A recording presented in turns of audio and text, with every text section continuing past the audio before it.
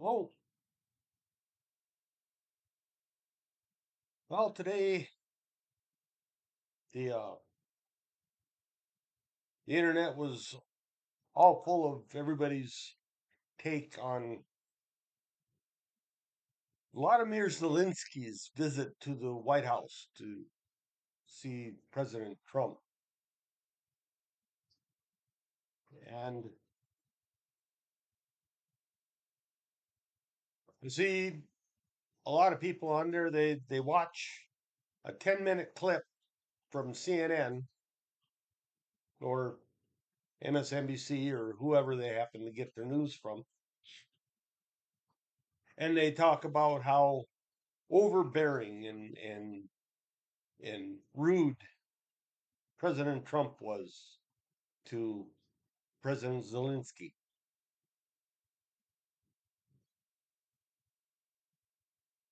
But I had the opportunity to watch the um,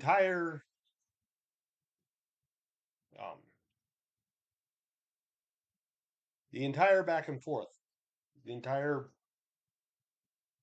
dialogue, and it was about 45 minutes long.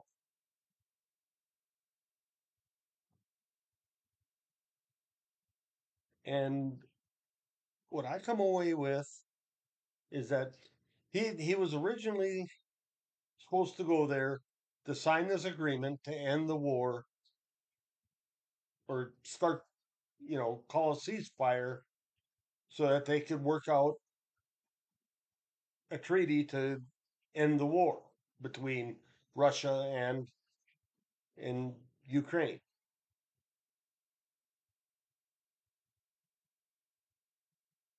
And Trump had worked together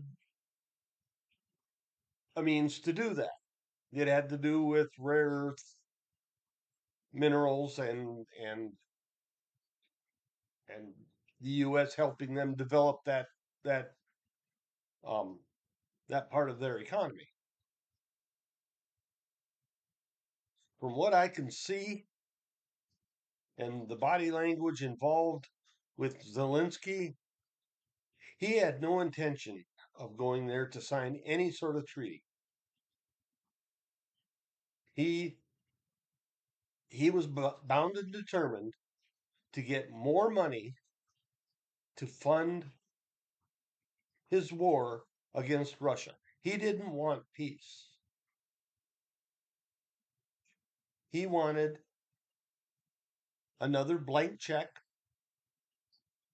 or large check from the United States government, just like he had done numerous times with Biden,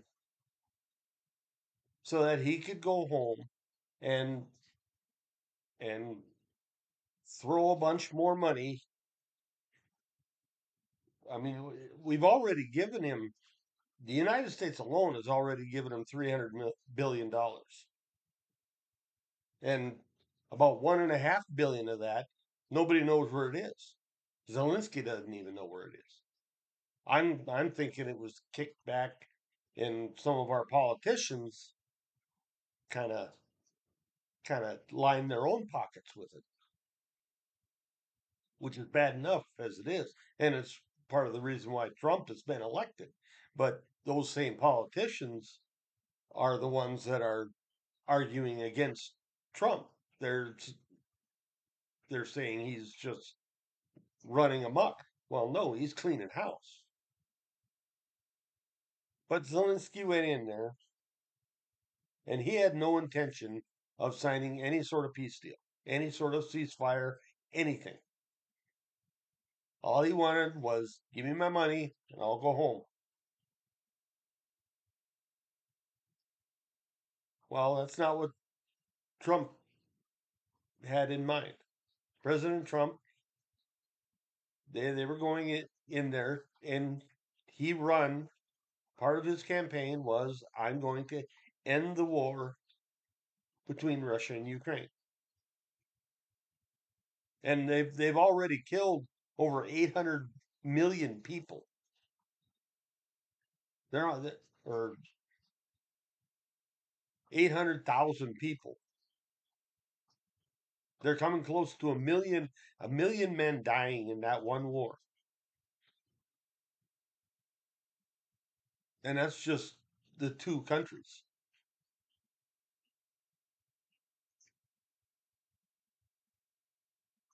He had no intention of, you know, doing any sort of peace talks, even though it will save his country. His country's on their last legs. He doesn't have men anymore in his country. And what few they have, they're driving around and basically kidnapping them, giving them a rifle and saying, shoot that way.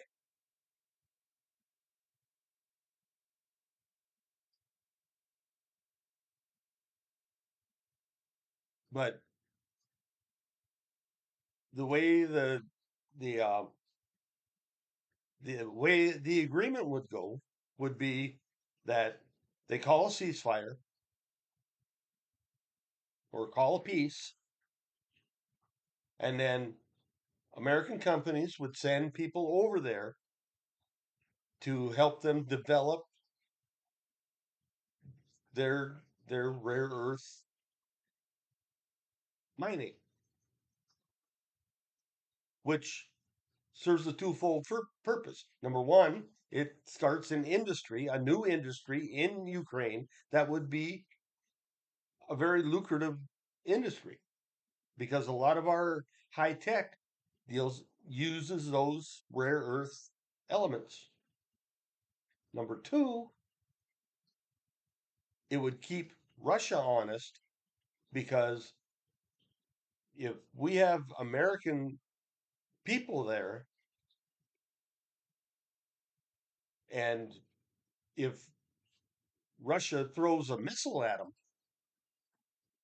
well, then now you are talking about getting NATO involved because the United States is not going to stand by and let its people get killed when they're just over there helping this country build their industry. Then you will get American boots on the ground, and neither the Ukrainians or the Russians are going to be happy about it. And Putin knows this. And I'd much more trust Putin, even though both Zelensky and Putin they're both crooked.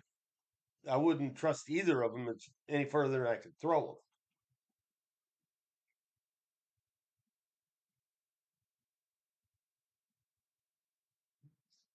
But it would have been a peace.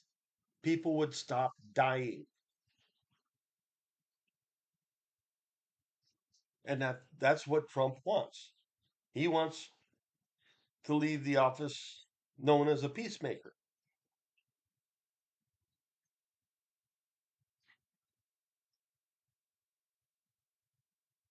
And Zelensky came into there and basically thought he was going to run the dialogue. He was going to tell us, you know, this is how it is. You're going to give me this much. You're going to help me, like he did with Biden, like he did with the old Congress. And then we just hand him money and say, "Have a nice day. Is there anything else?" He ultimately wants to try and get American military in there to fight against Russia. But from what I saw in that exchange, he's going to lose his country if he doesn't wake up, grow up, and grow a pair.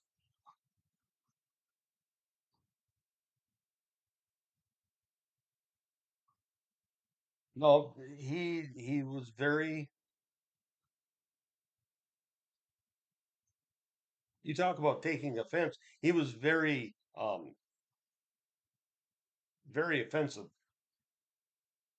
just in the way he was talking to not only President Trump, Vice President Vance, Secretary of State Rubio, he was very dismissive, very offensive. I mean, you don't go into it, high level talks like that and refer to the vice president of the country you're visiting by his initials.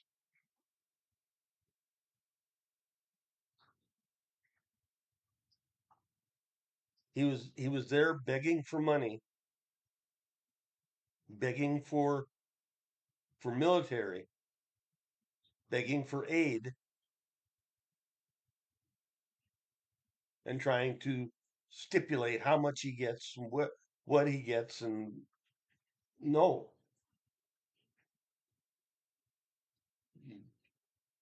you've been here several times and beg, and so far you've just been given carte blanche. It's not going to happen anymore.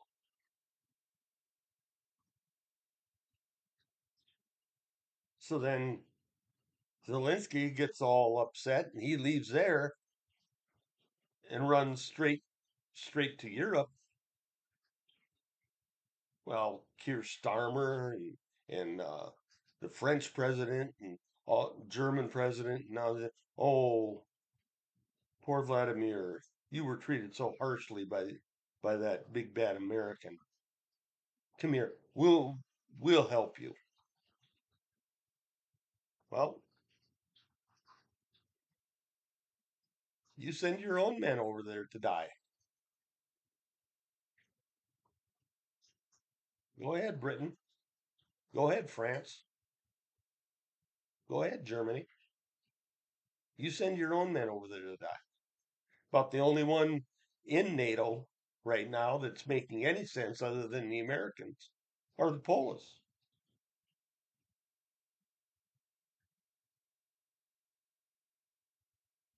But the Poles ain't gonna fight.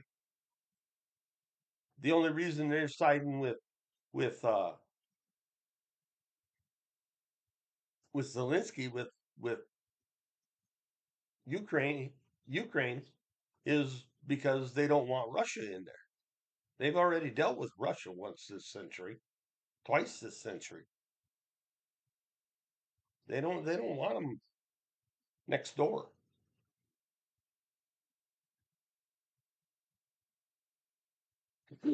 But this peace deal that Trump had figured out, it would have helped Russia too, and they knew it.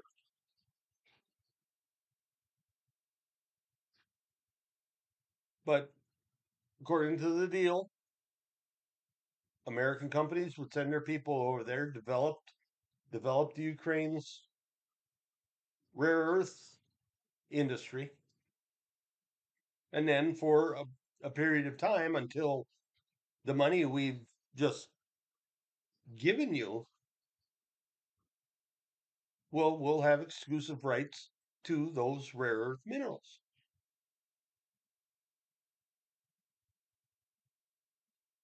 until you pay that off, and then you'll have an industry that you can, you know, put on the common market. You'll have a product. You'll have a natural resource that you can export,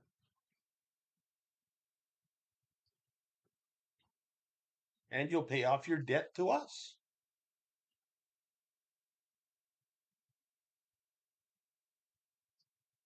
He tried to call the 300 billion that we've given him is a gift. No, no, it wasn't a gift.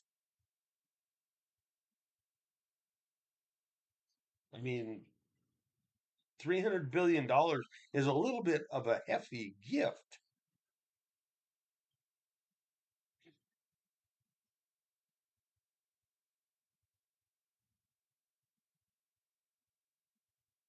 They thought you, and so far, from what I've seen in the country,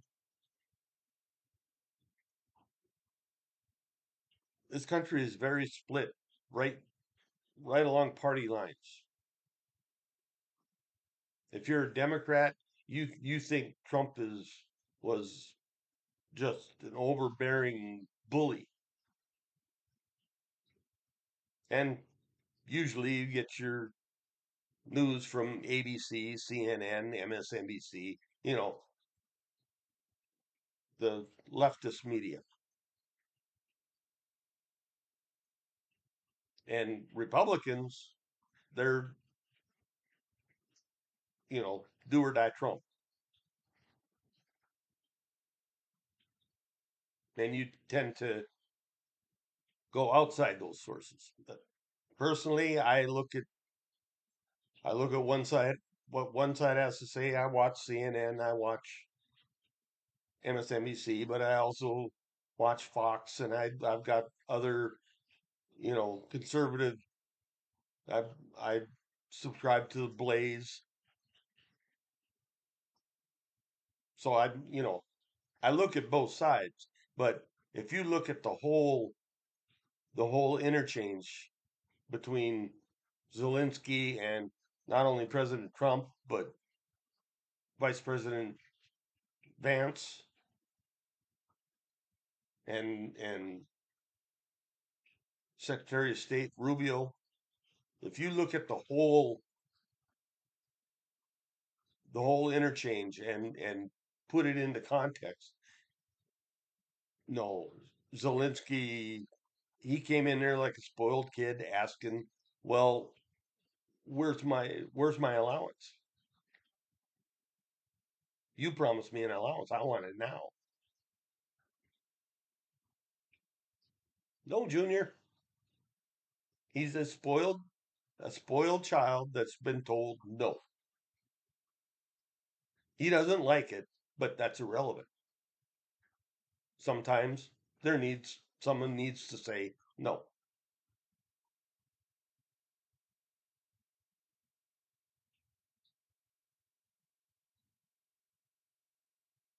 You know, that's just the way it is.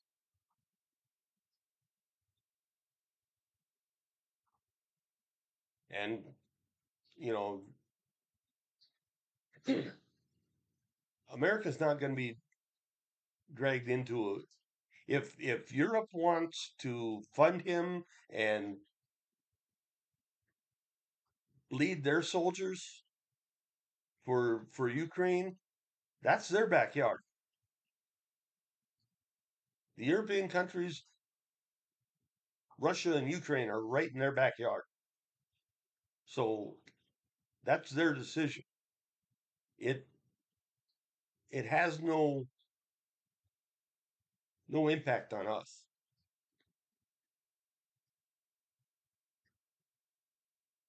What has an impact on us is China and what they're doing, because then they're in our backyard. China, North Korea, Japan,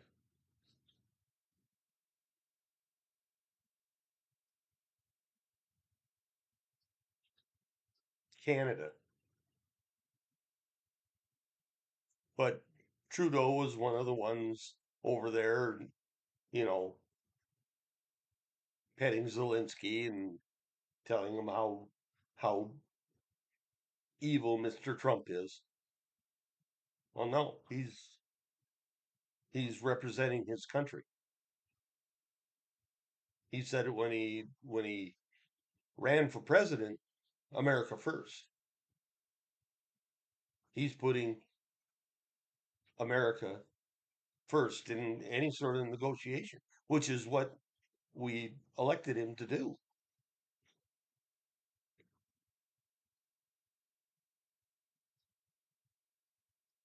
We did that with Biden too, but he didn't do it. He put America last.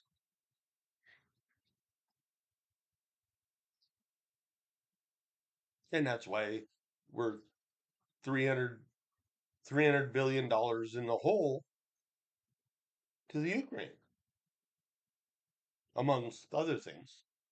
We also have our own house to clean, which they're doing with Doge.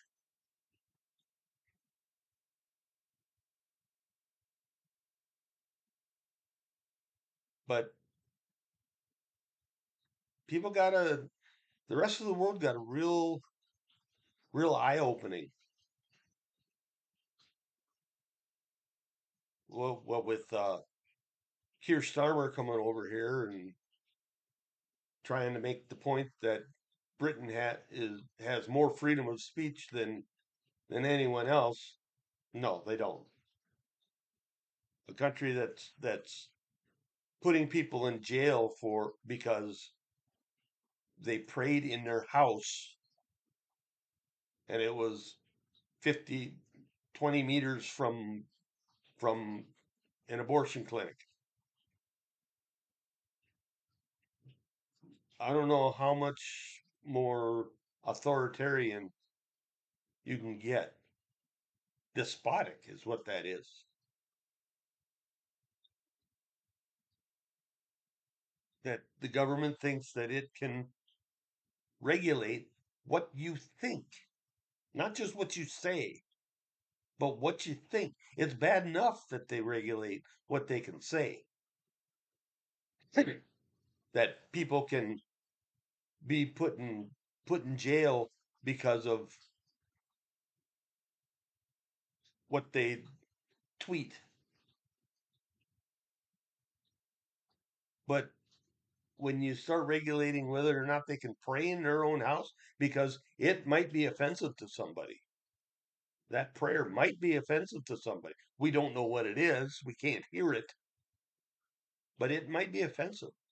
So you better not pray.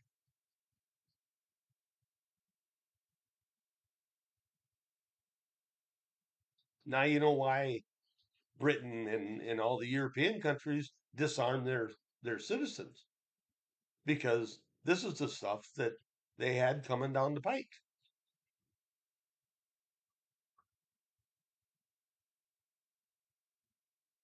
The American left is just mad that they weren't able to disarm our citizens.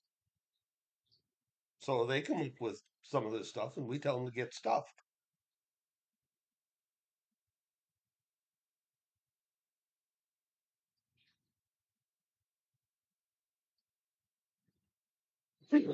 Do yourself a favor if you want to understand what happened in that exchange between President Trump and Zelensky. You got to watch the whole thing. I was able to watch it because um, Pat Gray had it on his show as one of his overtime segments, and it was a good 45 minutes long. And you can tell when he when Zelensky started realizing that he wasn't going to get what he wanted, because all of a sudden his arms were crossed and he looked like a petulant little child.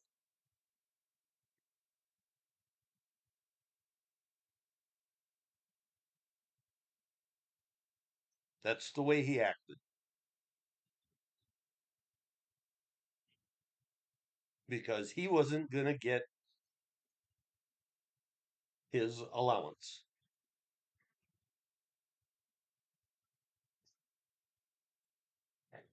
and he didn't get his mineral deal either.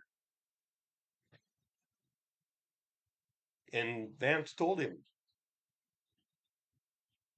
"You're standing here trying to make demands, and the president is here trying to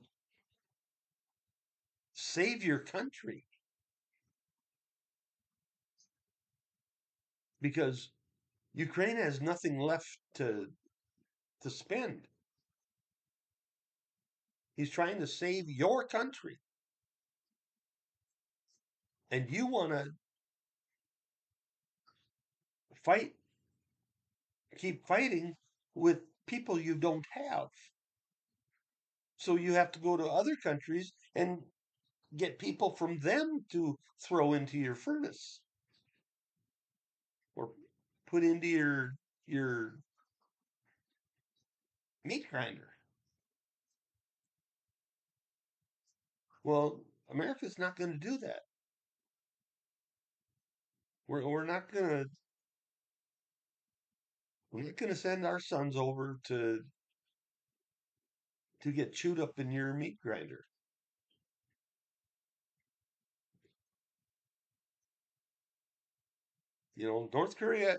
Korea might have done that for the Russians. Well, the North Koreans, they went over there and got lost. Nobody knows where they went. I'm thinking they're hot footing it back to Korea the long way, Trans-Siberian.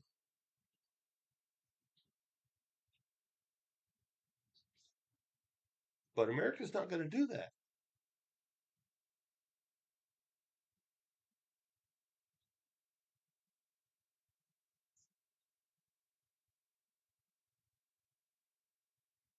The world is finding out that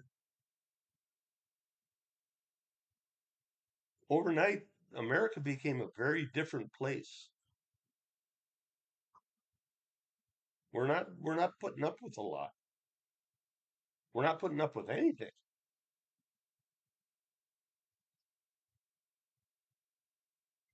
And we're cleaning our own house, taking care of our own backyard. And we expect our neighbors to do the same.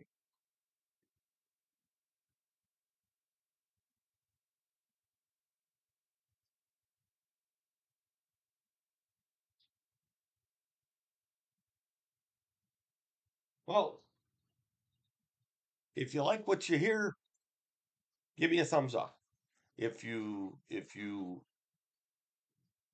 want to hear more, subscribe. I'm on YouTube and I'm on Rumble. If TikTok becomes American owned, I'll probably try and throw something on there. I don't know. But gonna, you know, I'm not gonna give China anything more than I have to. If it becomes American owned, I may think about it. But right now it's Rumble and YouTube. Even though I don't agree with YouTube's politics, but so far they have. Well, YouTube is a different bird altogether. I haven't got much of anything from YouTube, but you know, but so far most of my views have been on Rumble. Um, yeah, like, subscribe, give me comments, give me suggestions. If you want to hear what I think about something over here or something over there, I'll read the comments. I enjoy doing this. It gives me a some sort of escape.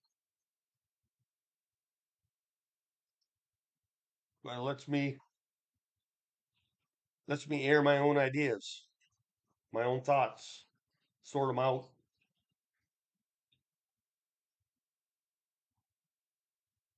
But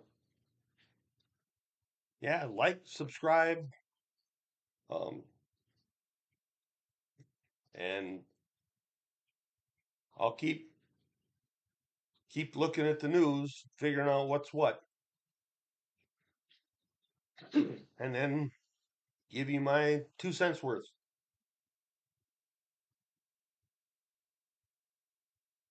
But right now, I'll let I'll end this and get to looking more at the news and come back and make another one tomorrow, maybe. More than likely. But until then, I'll leave you with Semper Fi.